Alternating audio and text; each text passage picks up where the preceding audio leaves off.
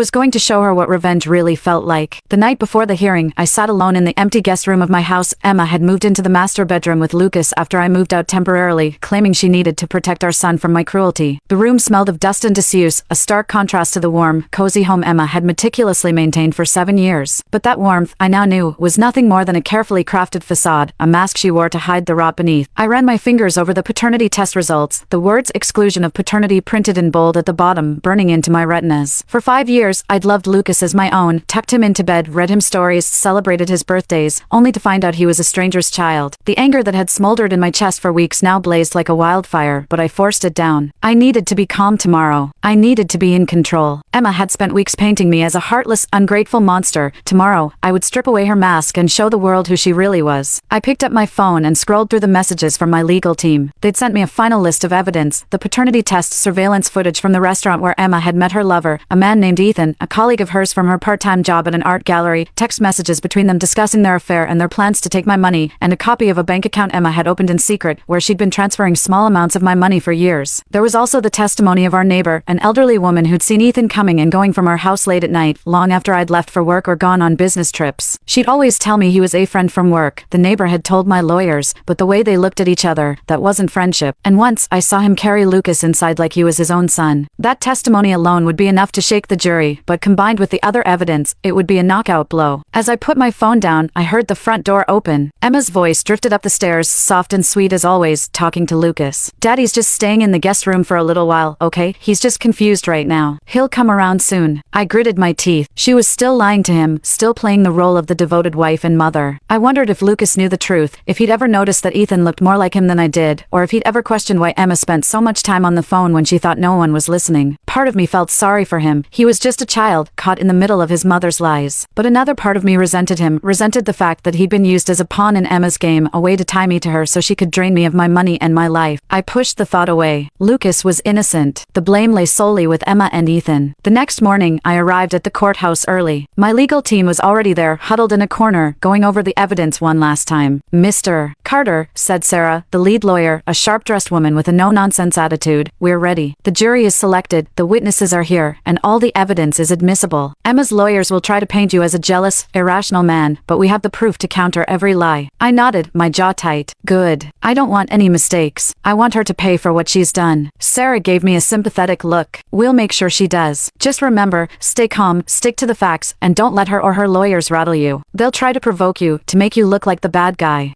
Full story BIO.